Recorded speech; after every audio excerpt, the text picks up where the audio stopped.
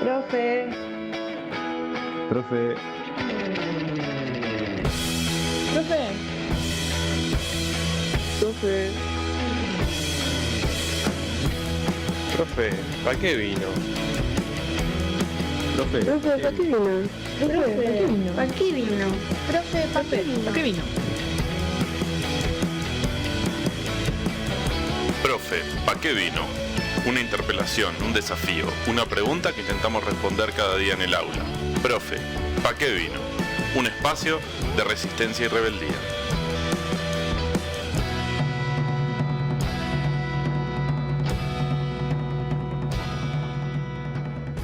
Continuamos esta segunda parte de presupuesto y educación. No hay plata, no sé qué están proponiendo, pero no lo van a poder hacer porque no hay plata.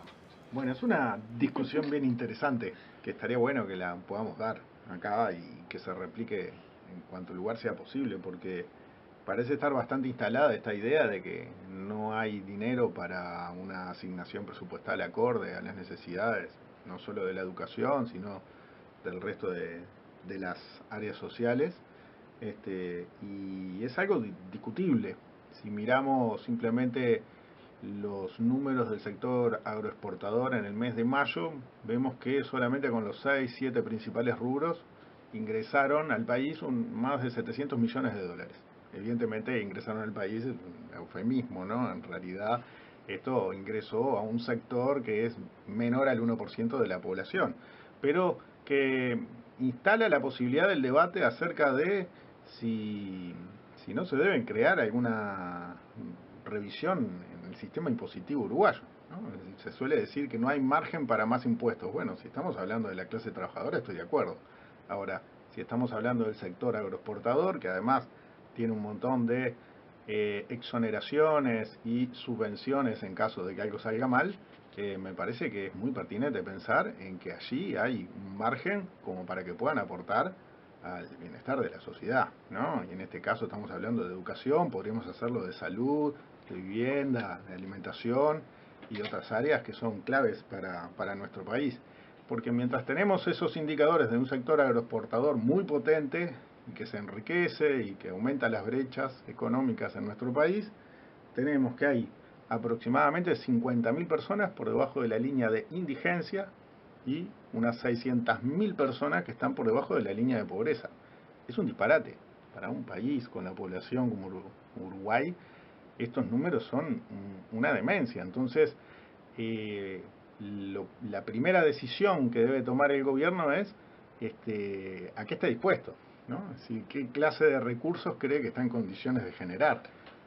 Entiendo que hay margen como para que los sectores a los cuales les está yendo muy bien puedan hacer un aporte para atender estas áreas neurálgicas y poder atender estas necesidades de estos sectores de la población que se cuentan en cientos de miles.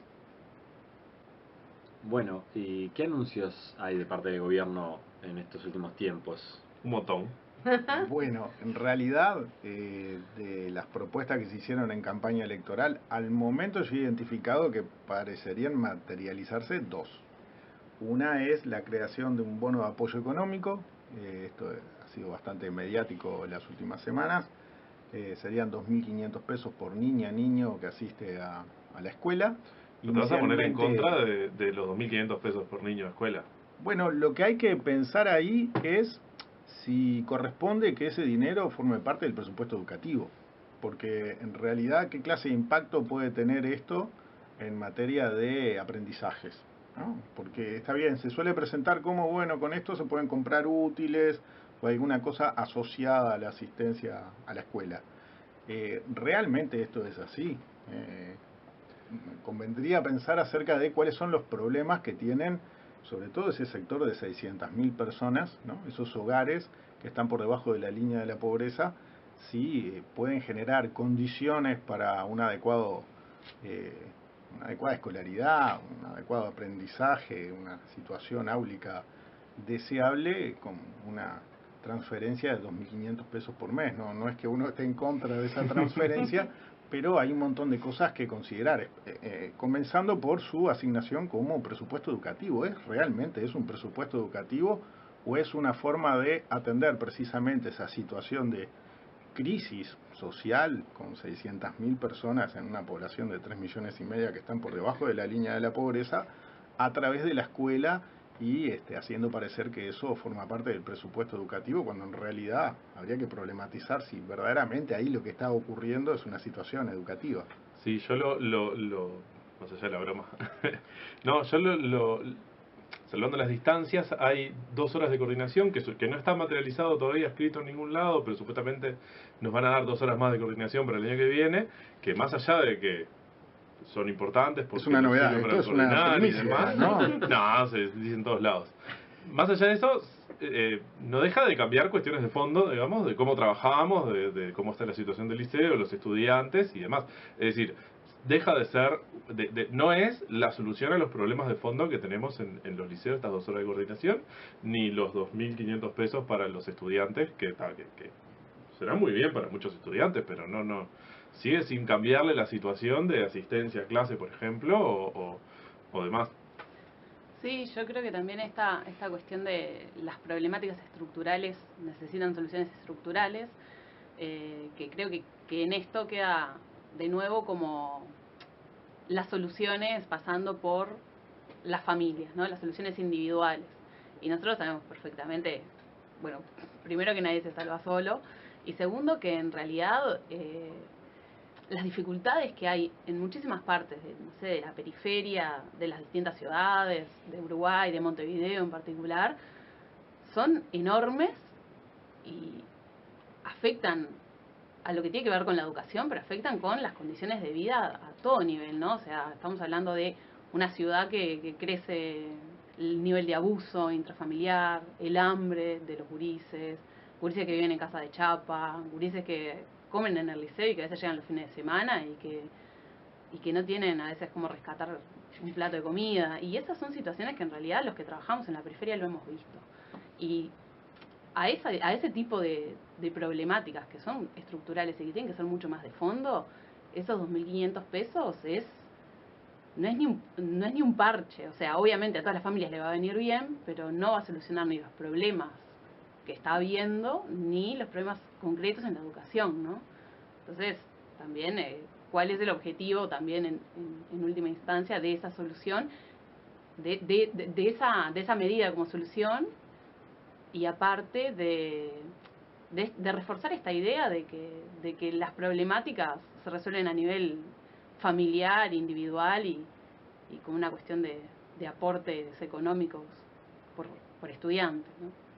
Y la ausencia permanente de una discusión acerca de cuáles son los conocimientos socialmente valiosos que entendemos necesario transmitir a las nuevas generaciones, porque estamos acostumbrados a que hablar de educación es hablar de ingreso, permanencia, egreso, transferencias, pero no hay nunca una discusión, un intercambio acerca de, bueno, están bien estas asignaturas, están bien estos conocimientos dentro de los programas, cómo debería funcionar un salón de clase, qué clase de intercambios se deberían dar entre docentes y estudiantes. Es como una discusión completamente ausente, ¿no? La educación está completamente monetarizada en la discusión de la agenda pública. ¿Y cuánto tiempo tiene que estar un estudiante en el liceo, por ejemplo? Bueno, ese es el otro anuncio que se ha hecho desde el gobierno. En la página de ANEP podemos ver que hay unos objetivos que están planteados en materia de incrementar la cantidad de centros con la modalidad de tiempo extendido, tiempo completo, ¿no? Se calcula que para primaria se tiene el objetivo de dar ingreso a 100.000 niños y niñas más a la modalidad de tiempo completo, y en el caso de la enseñanza media, que engloba tanto secundaria como UTU, la idea es pasar de 61 a 122 centros en esta modalidad de tiempo extendido. Y acá nuevamente creo que si bien el pretexto de este intercambio es el presupuesto es posibilitante de un montón de cosas. Por lo tanto, lo que habría que discutir es qué modalidad de tiempo extendido, ¿sí? Porque, por ejemplo, nos hemos acostumbrado a que la extensión del tiempo se logra incrementando las horas de clase, que eran de 35 minutos a 45 minutos, y de esa manera generamos una extensión de la jornada, pero sabemos que eso tiene un montón de dificultades, que los módulos se hacen insostenibles, que las jornadas se hacen muy largas, que los gurises están mucho tiempo trasladándose de sus casas hasta el centro educativo, que después no tienen con qué alimentarse, que para algunos se les puede conseguir algo en el centro educativo, para otros no, y eso genera una serie de dificultades, cuando en realidad la modalidad de tiempo extendido debería pensarse en su integralidad, con un edificio apropiado, con unos recursos apropiados para que todas y todos puedan estar allí de la mejor manera, con eje en lo que deben ser los aprendizajes, ¿no? Pero bueno, esa discusión parece que no está planteada. Nuevamente es un tema cuantitativo, ¿no? Mercantilizante de, bueno, pasamos de tanta cantidad a tanta cantidad. ¿De qué manera, qué costo y con qué consecuencias no forma parte de la discusión que está planteada? Sí, yo agregaría un detalle que lo mencionamos en el programa anterior, que es que parece haber un consenso en que el tiempo, la extensión del tiempo pedagógico es positivo, ¿no? O sea, y eso en verdad hay un montón de aspectos que creo que no se problematizan o no se piensan en profundidad, como, bueno, es una transferencia del tiempo de unas nuevas generaciones a un poder del Estado y con lo que vaya a transmitir el Estado, que define, transmitir, cómo define trabajar, qué dispone para esas nuevas generaciones en esas, en vez de 5 horas diarias, 8 horas diarias o 9 horas diarias o las que sea. Eso es una discusión más de fondo que parece haber un consenso en que siempre es bueno si se extiende el tiempo, y nadie está discutiendo eso tampoco de fondo, ¿no? Esa transferencia de tiempo, de vida de las nuevas generaciones, ¿no? Sí, yo cuando se da esta discusión acerca del tiempo pedagógico siempre recuerdo mi curso de pedagogía de primer año en el IPAP, en donde analizamos un material de... Sí, hace mucho tiempo, Alejo. Manejamos un documento con los acuerdos de Homtien, fue uno de esos primeros acuerdos post-dictadura de los que participó Uruguay a través de los ministerios de educación, en donde se establecían acuerdos globales, mundiales, acerca de educación. Y allí se hacían una serie de consideraciones que después comenzaron a ocultarse en los documentos públicos, y es que invertir en educación es redituable en la medida en que eso puede representar un recorte en lo que después se tiene que gastar en otras áreas. Entonces es más barato invertir en educación y en que el gurí esté 7, 8, 9, 10 horas dentro de un centro educativo a otro tipo de erogaciones que habría que hacer si el gurí está menos tiempo dentro del centro educativo. Y en realidad esa es una discusión que sería prioritario poder dar, ¿no? Acerca de si realmente para la formación de las nuevas generaciones es deseable que estemos de lunes a viernes un montón de tiempo dentro de un centro educativo, con los centros educativos que tenemos además. Bueno, y a todo esto, opciones de dónde buscar o de dónde sacar dinerillos para estas... 5 de oro. Bueno, sería una opción, pero habría varios elementos a considerar. En primero, que tenemos vigente aún la ley de mecenazgo. Recordarán que en el gobierno de José Mujica se hizo extensiva a la órbita privada la posibilidad de que un empresario, cuando va a pagar sus impuestos, diga, bueno, yo estoy interesado en subvencionar tal institución educativa, llámese Liceo Jubilar, Liceo Impulso o alguno de las decenas que ya tenemos actualmente en el país, y el Estado entonces renuncia a ese ingreso de carga impositiva, lo traslada desde sus propios fondos a esa institución educativa privada, ¿no? Generando una brecha en las condiciones que existen en relación a las escuelas y los liceos públicos. Eso es una ley que debería revisarse, ¿no? Y que podría permitir la generación de ingresos genuinos para el Estado que sean volcados a la educación pública como corresponde. Y otro elemento que también sigue estando planteado es que el aporte a la seguridad social que hace la ANEP es superior al que hace el promedio del sector empresarial, pero además recordemos que la educación privada no tiene estos aportes, por lo cual de alguna manera la ANEP hace como una subvención de la seguridad social a escala general. En la posibilidad de que se rediscuta una ley de seguridad social, este tema debería ser tenido en cuenta y que haya una posibilidad de generación de recursos genuinos para la educación pública, ¿no? Y que lo que se pague de aportes patronales sean los que corresponden, igual que cualquier otro sector, y que la educación privada tenga que hacer también sus erogaciones. Bueno, ¿cuáles podrían ser las prioridades en esta discusión presupuestal del próximo quinquenio para ustedes?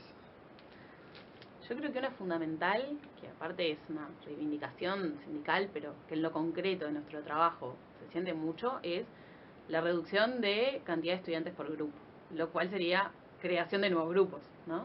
Pero bueno, salir un poco de esta lógica de 30 gurises por clase, 40 en algunos casos, sobre todo en lo que está haciendo bachillerato, ¿no?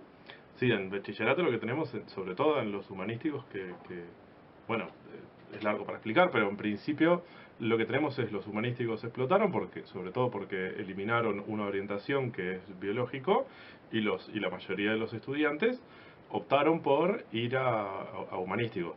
Eso implica que yo qué sé, en el liceo cae un padre con un gurí y dice, yo quiero anotarlo en humanístico y háganle un lugar.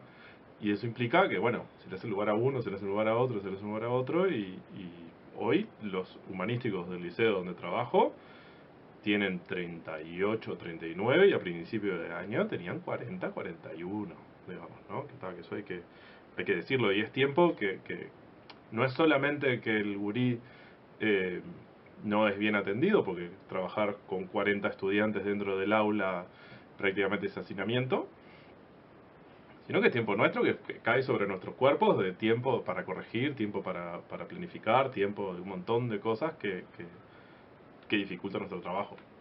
Yo en el 2014 llegué a trabajar con 37 alumnos en primero del liceo, ¿no? Primero, 37 estudiantes. Hermoso. Los últimos años han sido grupos de 30 en todos los liceos en los que he trabajado, y realmente, o sea, el trabajo con los gurises y lo que uno puede llegar a trabajar con cada uno y a nivel grupal, y aparte todo lo que nos pide individualizado para que personalizado, ¿no? Para cada uno según las distintas características que tengan los estudiantes de ese grupo, está imposible de abarcar realmente. Y bueno, y en determinados lugares que se hace tener 30 estudiantes por grupo es retenerlos, ¿no? Y lo educativo pasa realmente a un segundo plano. O sea, cuando hemos tenido más cantidad de grupos en algunos liceos y grupos de 20 gurises, se nota la diferencia abismalmente, lo que se puede trabajar y cómo se puede trabajar. Sí, mismo en el mismo liceo las otras orientaciones tienen grupos mucho más reducidos y se trabaja de una manera totalmente distinta. Es muy evidente en eso. Creo que de la mano con esta idea, que creo que es central, de reducir la cantidad de estudiantes por grupo, resulta fundamental la construcción de nuevos edificios. Particularmente, si pensamos en enseñanza media, en la creación de liceos de bachillerato, dado que hay un ingreso más masivo, digamos, en principio a cuarto y quinto año, es absolutamente fundamental, ¿no? Nos hemos acostumbrado a que los grupos de bachillerato tienen en el entorno de 40 estudiantes, e inclusive en algunas asignaturas en donde sea el régimen de recursado, estas cantidades se disparan incluso por encima de los 40.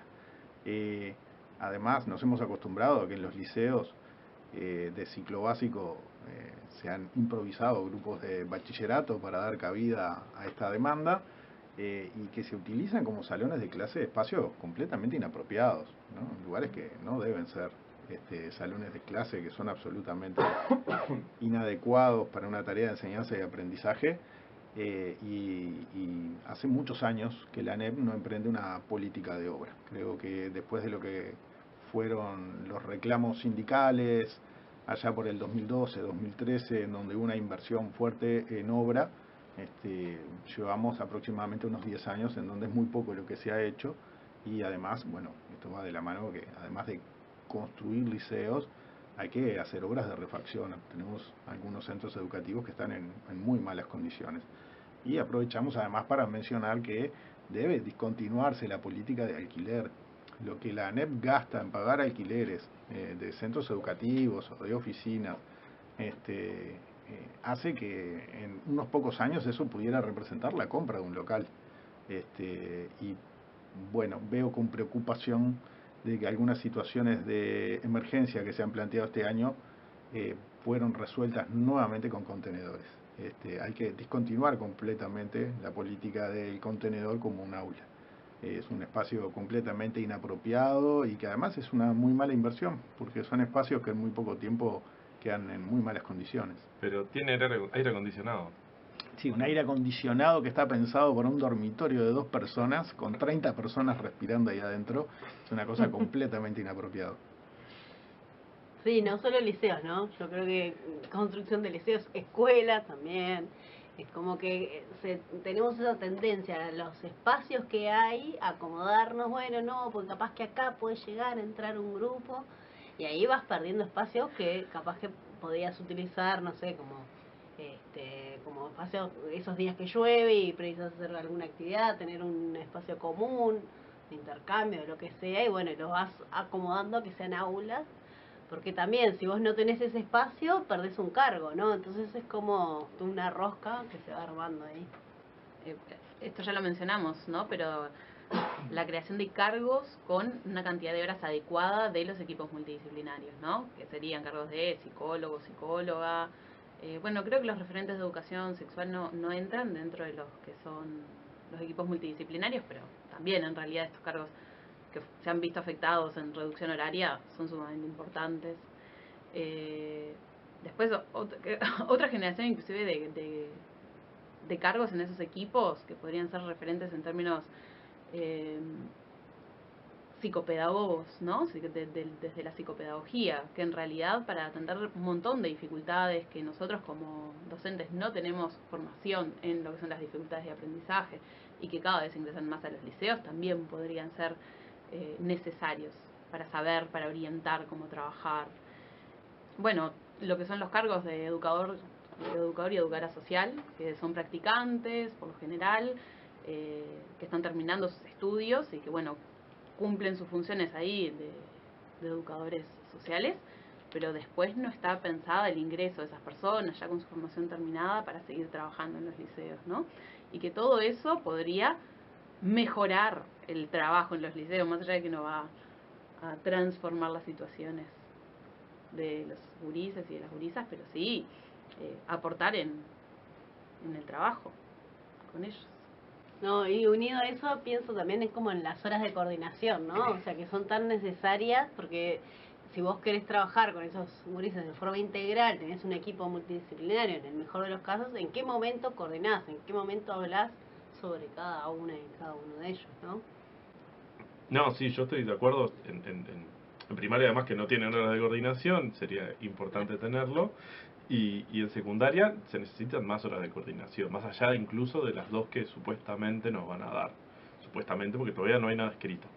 Creo que lo fundamental acá en educación en general siempre es el trabajo colectivo que enriquece, y eso hasta ahora viene siendo gratis a cuenta nuestra, digamos, ¿no? Lo hacemos porque nos gusta y está, compromiso, docente. No hay más que eso. Sí, esos tiempos que vos trabajás con las familias o que querés encontrarte en una entrevista, lo que sea, también muchas veces quedan por fuera de ese horario laboral y está. ¿Lo pagás vos? Sí. Y quizás como para cerrar en estas prioridades, pensar el tema del salario docente, ¿no? El último incremento salarial que recibimos fue el 1 de enero del año 2018. Capaz que acá habría que hacer una distinción entre lo que es un aumento y un incremento, que puede ser como una cuestión mínima, pero una cosa es que se realice un ajuste del salario docente y otra cosa es que ese ajuste comprenda el encarecimiento del costo de vida y te dé un plus por encima de eso, que generalmente es a cuenta del encarecimiento de la calidad del tipo de vida, digamos, a lo largo de un año después de que se cobra ese aumento. Sí, no solo igualar los precios, el aumento de los precios por el IPC, sino como un aumento real. Exacto. El último incremento por encima del IPC fue el 1 de enero de 2018. Entonces también lo que está en discusión en el nuevo presupuesto es, vamos a volver a tener un incremento, porque en el caso de que no haya opciones desde ese discurso de que parece que no hay dinero, nos podríamos proyectar a 13 años sin un incremento salarial. Recordemos que, como vimos hace un rato, en los últimos años hemos perdido masa salarial, se han perdido horas de clase que también redundan en una pérdida de fuentes de trabajo y que la discusión que se pueda dar en este año, a cerca de 5 años, más allá de que después con las rendiciones de cuenta hay posibilidades de hacer algunos pequeños ajustes, pasa eso, que en las rendiciones de cuenta son pequeños ajustes.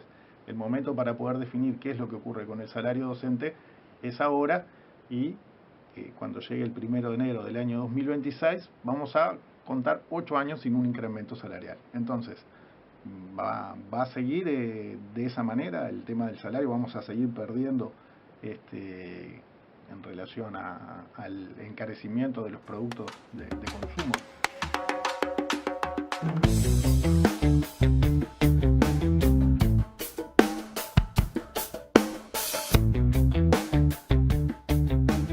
Bueno, y que consigamos todas estas cosas depende de la buena voluntad de las autoridades de turno. Sí, claro, yo asumo que las autoridades van a escuchar este podcast y nos van a poner la plata que hay que poner para mejorar la educación. Bueno, yo sin querer contradecir el ánimo que tiene Alejo, lo que podría sí aportar de la historicidad del movimiento sindical es que la última inyección presupuestal importante en materia edilicia, por ejemplo, fue a raíz de un conflicto y una serie de denuncias que se hicieron desde las organizaciones sindicales, y lo mismo en materia salarial, ¿sí? Los últimos incrementos salariales fueron logrados a través de una huelga en el año 2015 y bueno, creo que lo importante es comenzar por que este tema esté presente en el diálogo del colectivo docente, el poder intercambiar este balance como el que hicimos recién nosotros de cuáles serían las prioridades de que se pueda hacer en los diferentes centros educativos, y que podamos organizarnos y presionar para que la calidad de la educación pública sea mejor a la que es hoy, que realmente tenemos un montón de dificultades muy importantes en todos los centros educativos. Bueno, muchas gracias Julio por haber venido aportando, así que bueno, nos vemos en un siguiente capítulo. Agradezco muchísimo la invitación.